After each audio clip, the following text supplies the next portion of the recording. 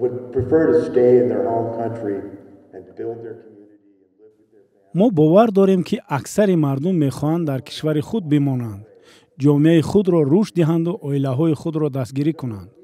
من بر اینم که در روسیه مهاجر بودن خیلی سخت است. البته آنها برای نیکواحوالی عائله‌هایشان و دریافت کردن مزد مهنت سفر میکنند. امید داریم که با دستگیری بخش خصوصی صاحبکاری امکانیت‌های خوبی فراهم می‌سازد که شدت مهاجرت را کمتر نماییم که جوانان اینجا بمانند و تاجیکستان را بسازند.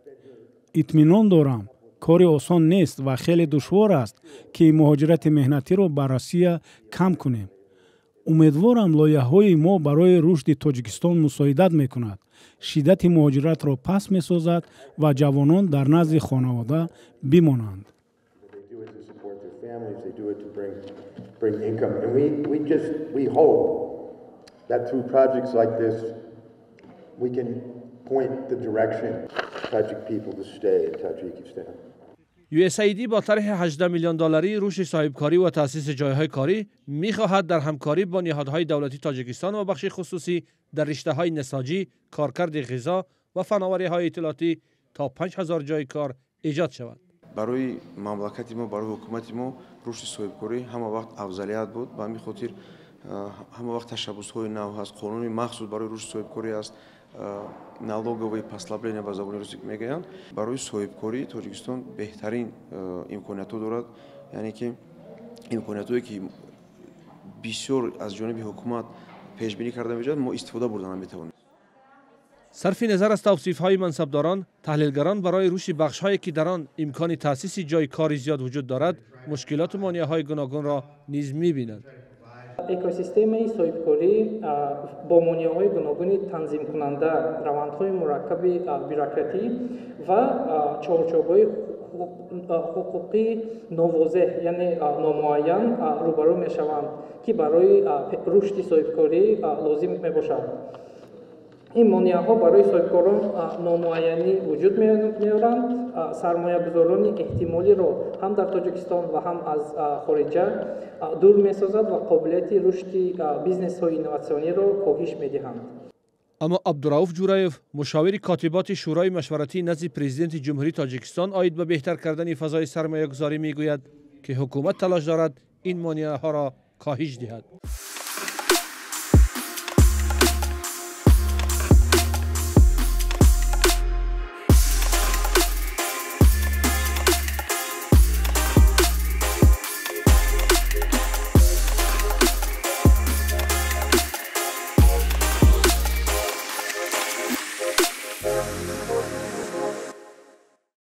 روز 17 اپریل در آخر بازی دسته‌های رئال مادرید و منچستر سیتی در پهلوی دروازه پرچم تاجیکستان برافروخته شد.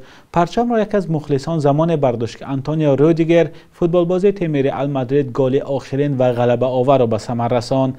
رقابت دو دسته شناخته اروپا در دایره مسابقه لیگ قهرمان‌های این قاره در ورزشگاه اتحاد شهری منچستر برگزار شد. این رقابت را در ده‌ها کشور تماشا کردند. رادیوی آزادی جوان را پیدا کرد که در این مسابقه پرنفوذ پرچم تاجیکستان را برداشته بود.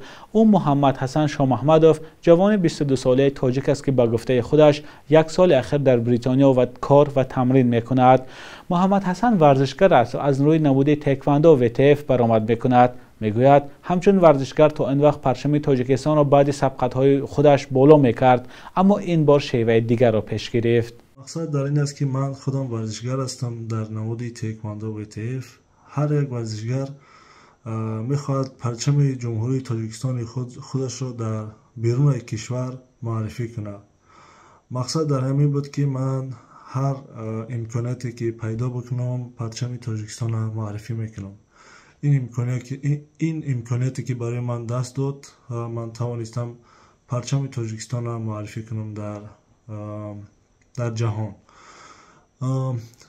پیش از این من در داخل میدان نکردم این کارو. من اولین بار بود که در مسابقه لیگ چمپیون ها داخل شدم در بازی رئال مادرید و منچستر سیتی.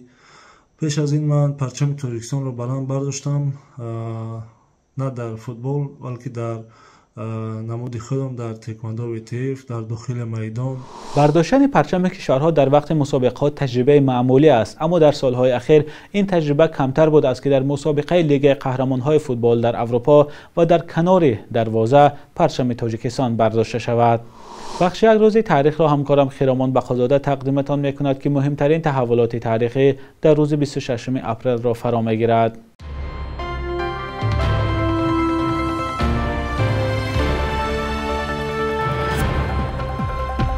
26 اپریل سال 1986 در چرخه چهارم نیروگاه برق اتمی چرنوبل صدمه رخ داد که آن بزرگترین فلاکت در تاریخ انرژی هسته‌ای دانسته می شود.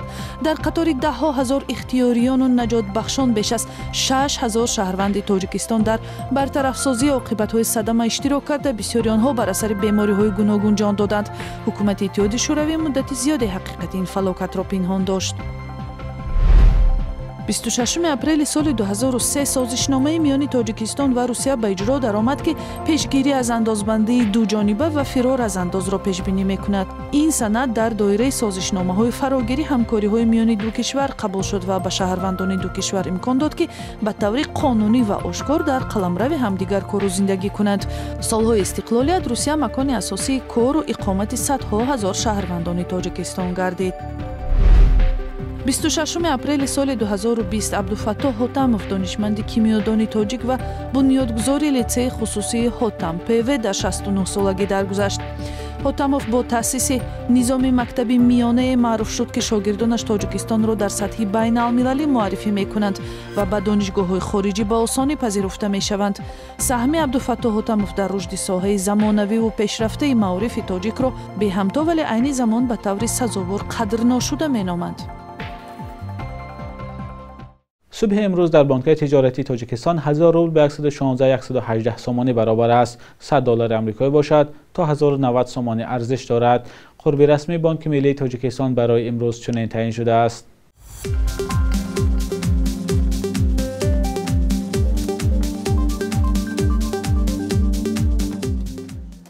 بینندگان عزیز، این آخرین برنامه نوید در هفته روان بود. شما در روزهای استراحت هم می توانید خبرها را از سامانه رادیوی آزادی با نشان azadi.org و صفحه‌های ما در یوتیوب، فیسبوک و اینستاگرام و تلگرام پیدا کنید.